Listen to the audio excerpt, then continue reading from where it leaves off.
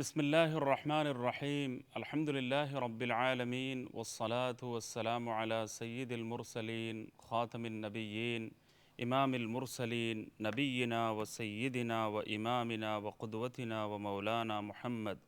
صلى الله تعالى على خير خلقه محمد وعلى آله وأصحابه أجمعين. رب زدني علما رب اشرح لي صدري ويسر لي أمري واحلل عقدة من لساني يفقه قولي رب يسر ولا تعسر وتمم بالخير وبك نستعين. قال الله سبحانه وتعالى وسارعوا إلى مغفرة من ربكم وجنة عرضها السماوات والأرض أعدت للمتقين. صدق الله مولانا العظيم وصدق رسوله النبي الكريم ونحن على ذلك لمن الشاهدين والشاكرين والحمد لله رب العالمين. محترم ناظرین، السلام علیکم ورحمۃ اللہ وبرکاتہ۔ پروگرام آپ کے مسائل میں میں محمد عبد المنتقم آپ کو دل کی گہرائیوں سے خوش آمدید کہتا ہوں، اور اللہ تعالیٰ کی بارگاہ میں پروگرام کی ابتدا ہی میں انتہائی لجاجت کے ساتھ دعا گو ہوں کہ اللہ تعالیٰ محض اپنے فضل و کرم سے اس پروگرام کو شرف قبول عطا فرمائے، اور اس کے ساتھ ساتھ یہ دعا بھی میں کرتا ہوں کہ اللہ تعالیٰ ان پروگراموں کو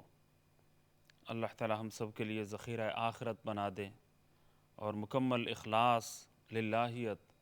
اور محض اللہ کے رضا جوئی کی خاطر اللہ تعالیٰ ان پروگراموں کو جاری رکھنے کی اللہ تعالیٰ توفیق عطا فرمائے، اور اللہ تعالیٰ ان ایام سے، ان لمحات سے بھرپور طریقے سے فائدہ حاصل کرنے کی اللہ تعالیٰ توفیق سے نوازیں۔ زندگی کے قیمتی ترین لمحات وہ متاع گرامایہ ہے، اور وہ بہترین اثاثہ ہیں، سرمایہ ہے کہ ان لمحات کی قدر و قیمت کو الفاظ کے ذریعے بیان نہیں کیا جا سکتا۔ چنانچہ اللہ تعالیٰ نے قسم کھائی ہے والعصر، زمانے کی قسم، ان الانسان لفی خسر، سارے انسان خسارے میں ہیں، نقصان میں ہیں، گھاٹے میں ہیں۔ ہاں، وہ لوگ گھاٹے میں نہیں ہیں الا الذین آمنوا وعملوا الصالحات، جو ایمان لائے اور نیک کام جن کا مشغلہ ہے، نیک کام کرتے رہنا جن کا معمول ہے، وہ گھاٹے میں نہیں۔ ایمان اور اعمال صالحہ، نیک اعمال کی توفیق اگر مل جائے تو پھر گھاٹے کا سودا نہیں ہے۔ اور کیا کام کرنے ہیں؟ وَتَوَاصَوْا بِالْحَقِّ وَتَوَاصَوْا بِالصَّبْرِ، ایک دوسرے کو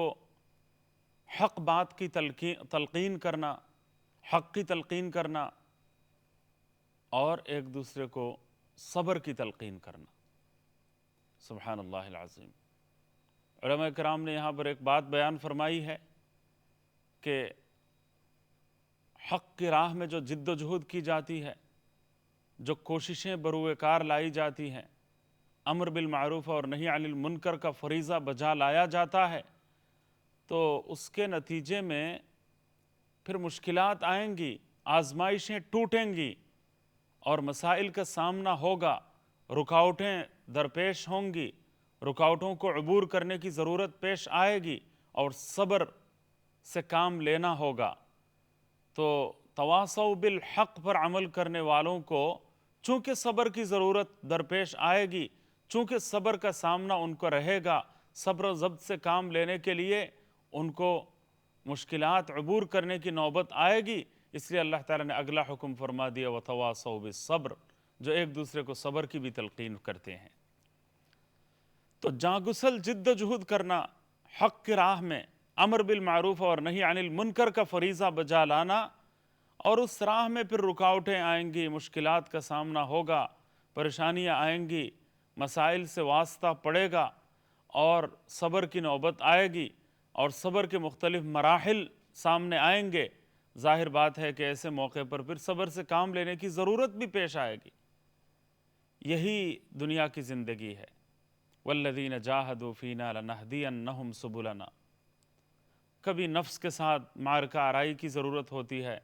کبھی دشمنوں کے ساتھ پنجہ آزمائی کی نوبت آتی ہے، اور کبھی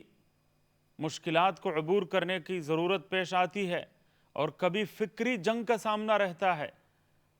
تو نفس اور شیطان کے ساتھ لڑائی کا ایک سلسلہ، جد و جہد کا ایک سلسلہ، اور پھر دین کی راہ پر، اسلام کے راہ پر چلتے ہوئے جو مشکلات پیش آئیں گی، مخالفتوں کا سامنا کرنا پڑے گا، دشمنیاں مول لینی پڑیں گی، تو یہ سب کچھ آئے گا، سب کچھ ہوگا، اور پھر صبر بھی کرنا پڑے گا۔ تو سب سے پہلے اللہ تعالیٰ نے زمانے کی قسم کھائی ہے۔ زمانہ اتنا بہترین اثاثۂ زیست ہے، اثاثۂ زیست ہے، سرمایہ زندگی ہے، متاع وقت سے بڑھ کر کوئی قدر و قیمت والی چیز ہے ہی نہیں۔ اور عجیب بات یہ ہے کہ ان الانسان لفی خسر کیوں کہا؟ کیونکہ وقت کا جو سرمایہ ہے وہ وقت گزرنے کے ساتھ ساتھ اس میں مسلسل کمی آتی رہتی ہے، اور اس کی مثال برف سے علماء کرام نے دی ہے۔ ایک زمانہ تھا کہ فریج کا دور چاروں طرف نہیں ہوتا تھا، لوگ جو ہے وہ برف مشینوں سے نکال کر وہ ٹھیلے میں ڈال کر پھر وہ بھاگتے تھے اور برف بیچتے تھے۔ آج بھی جو بڑی عمر کے لوگ ہیں ان کو اپنے بچپن کا زمانہ یاد ہوگا، جیسے گرم شہر ہیں، ممبئی ہے، کراچی ہے، ان شہروں میں آپ دیکھیں گے کہ گرمی کے زمانے میں کہاں ہر ایک کے پاس فریج ہوتا تھا۔ اب وہ برف والا جو ہے وہ ٹھیلے میں برف کے سلیں ڈال کر وہ دوڑ رہا ہے، بھاگ رہا ہے، برف کی آواز لگا رہا ہے، اور جلدی جلدی فروخت کرنے کی کوشش میں ہے۔ تو شدید دوپہر کی گرمی ہوتی ہے اور برف والا جا رہا ہوتا ہے، اور وہ وزن کر کے باقاعدہ برف بیچتا ہے، اور جلدی جلدی سارا سامان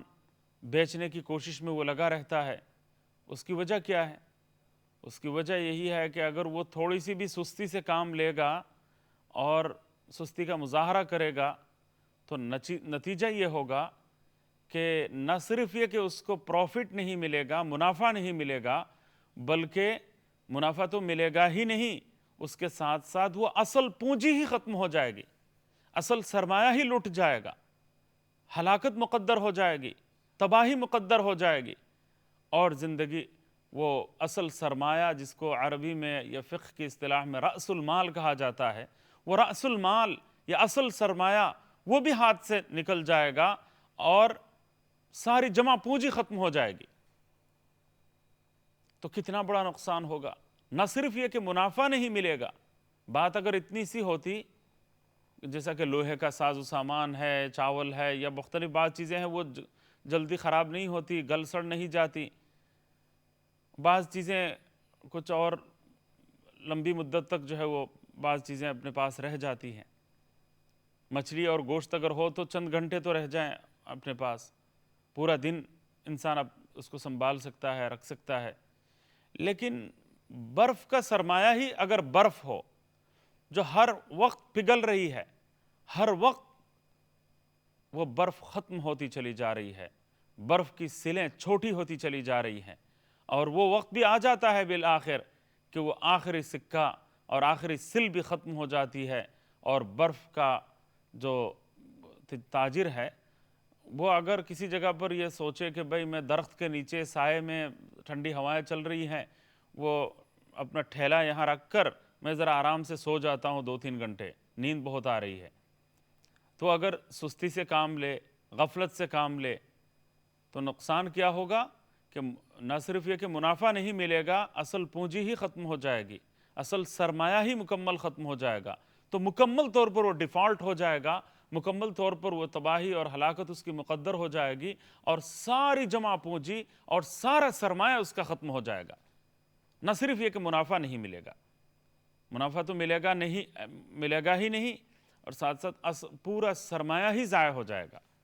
تو برف کے تاجر کے لیے معاملہ بہت مشکل ہے، کیونکہ وقت گزرنے کے ساتھ ساتھ وہ برف مسلسل پگھلتی رہتی ہے، مسلسل وہ اختتام کی طرف جا رہی ہوتی ہے، وہ برف ختم ہونے کو رہتی ہے، ہر وقت ختم ہونے میں مشغول، ایسی کیفیت ہوتی ہے۔ تو اللہ تعالیٰ نے وقت کو بھی وقت کی قسم کھائی ہے، اللہ تعالیٰ نے زمانے کی قسم کھائی ہے۔ ان الانسان لفی خسر، انسان ہر وقت گھاٹے میں ہے، خطرے میں ہے۔ تو وہ وقت کی قسم کھائی اور انسان کو اشارہ کر دیا کہ وہ وقت تمہارا سب سے بڑا سرمایہ ہے۔ جو کچھ لینا ہے، جو کچھ کمانا ہے، جو کچھ حاصل کرنا ہے، جو کچھ اپنے لیے اکٹھا کرنا ہے، تو اپنی جان بھی بچانی ہے اور منافع بھی کمانا ہے، ہلاکت سے بھی اپنے آپ کو بچانا ہے، ساری جمع پونجی ختم ہو جانے اور مکمل طور پر اپنے آپ کو دیوالیہ ہونے سے بچانے اور پلس منافع حاصل کرنے کے لیے واحد سرمایہ جو تمہارے پاس ہے وہ وقت ہے، اور وہ وقت ہر وقت گھٹ رہا ہے۔ برف جس طرح گھٹ رہی ہوتی ہے، برف جس طرح کم ہو رہی ہوتی ہے، تمہارا وقت بھی اسی طریقے سے ختم ہوتا چلا جا رہا ہے۔ تو اس لیے اللہ تعالیٰ نے وقت کی قسم کھائی، زمانے کی قسم کھائی اور فرمایا کہ انسان خسارے میں ہے، انسان گھاٹے میں ہے۔ اور گھاٹے میں کیوں بتایا؟ کیونکہ وہ برف کی سلیں جب پگھل کر ختم ہو جاتی ہیں تو اصل سرمایہ ہی ہاتھ سے نکل جاتا ہے، اصل سرمایہ ہی ختم ہو جاتا ہے، اصل پونجی ہی ختم ہو جاتی ہے، منافع تو ملے گا ہی نہیں، اصل سرمایہ ہی ختم ہو جائے گا، رأس المال یا اصل سرمایہ انسان کا ہاتھ سے نکل جائے گا اور وہ دیوالیہ ہو جائے گا۔ اس کا یہی اگر واحد سرمایہ ہے تو انسان کے پاس واحد سرمایہ کیا ہے؟ وقت ہے، زمانہ ہے، گھڑیاں ہیں، ساعتیں ہیں، لمحات زندگی ہیں، اور یہ لمحات زندگی برف کی طرح مسلسل ختم ہو رہے ہیں، اور ختم ہونے کی صورت میں وہ گھاٹا مقدر ہوتا ہے، نقصان ہی نقصان مقدر ہو جاتا ہے، خسران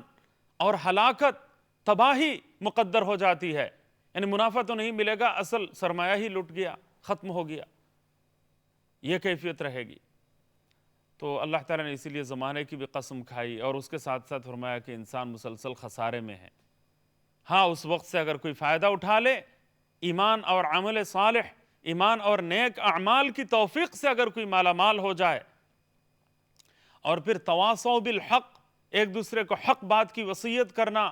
امر بالمعروف اور نہی عن المنکر کا فریضہ بہترین انداز میں بجا لانا، اور ایک دوسرے کو صبر کی تلقین کرنا، یہ بات اگر ہے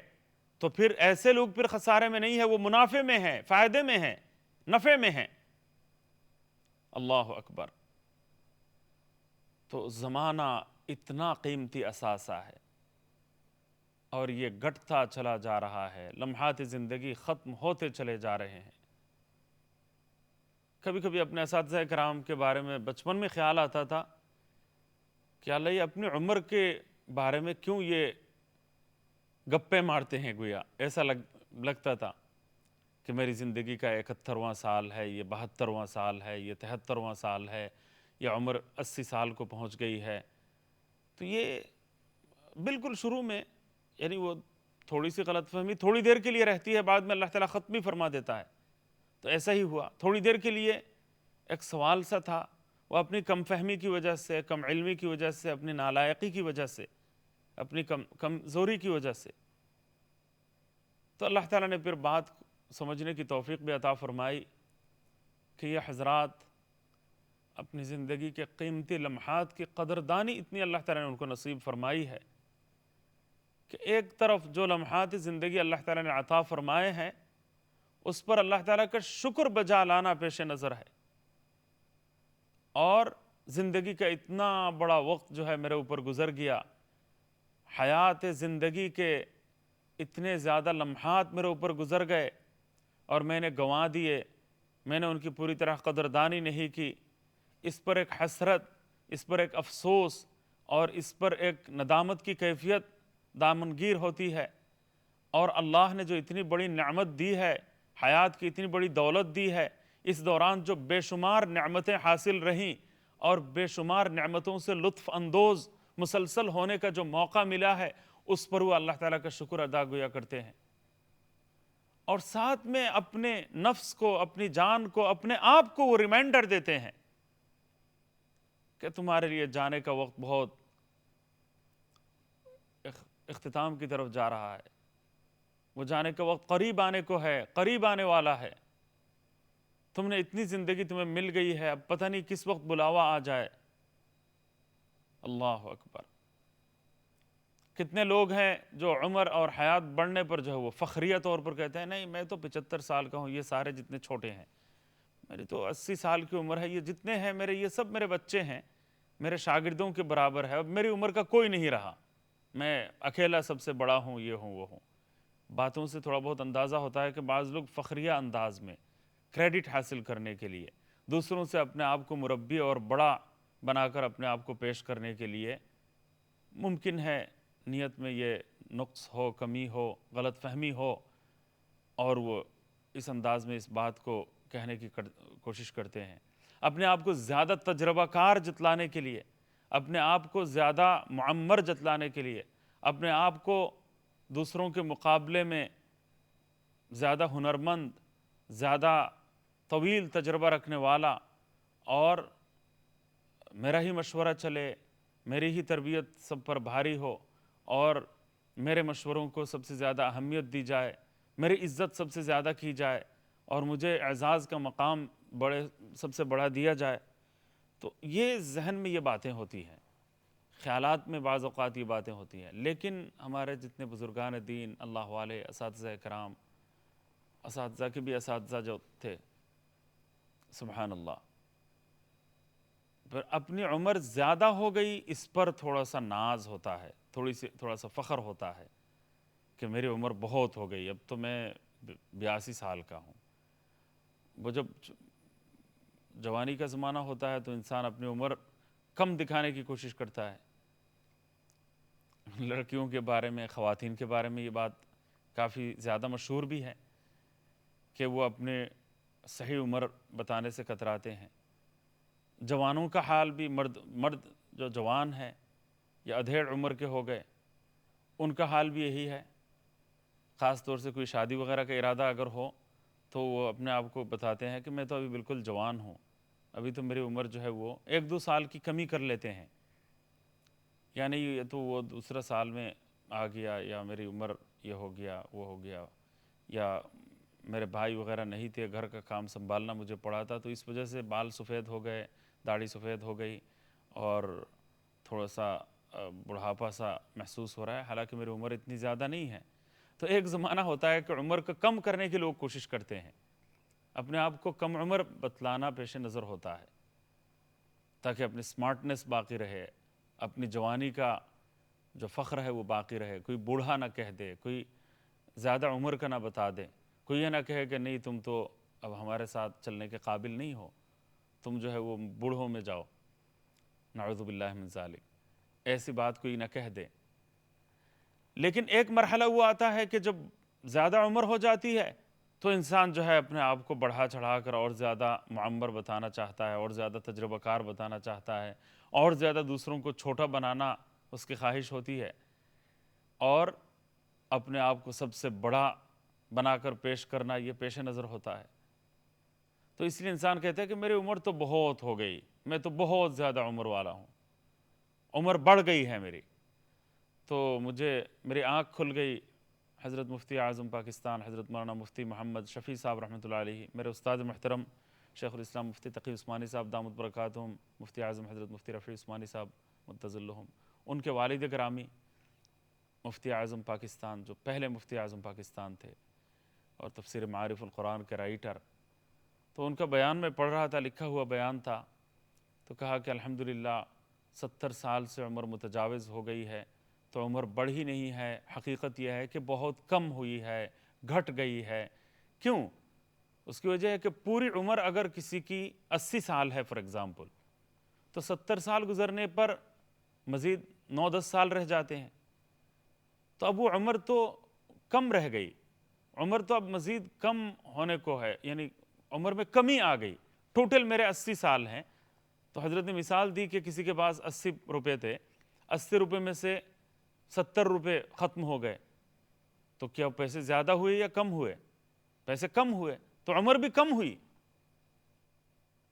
عمر تو ٹوٹل 80 سال ہے میرے، 70 سال مائنس کر لیں، 70 سال گزر گئے، ختم ہو گئے، تو وہ پیسوں کے معاملے میں تو ہم کہتے ہیں کہ پیسے تو بہت کم ہو گئے۔ یہ تو کوئی نہیں کہتا کہ 70 روپے خرچ ہو گئے، تو کوئی نہیں کہتا کہ میرے پیسے بڑھ گئے، تو کہتے ہیں نہیں پیسے تو بہت کم رہ گئے، پیسے کم ہو گئے، پیسے اب میرے پاس کم ہیں۔ تو کہنا یہ چاہیے کہ میری فرصت عمر کم ہے، میری زندگی کے لمحات کم ہیں،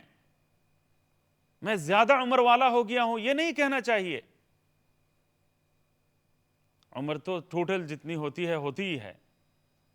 اللہ تعالیٰ نے جو مقدر فرمائی ہے، جو مقرر کی ہوئی ہے، اس میں کوئی کمی بیشی نہیں ہوگی۔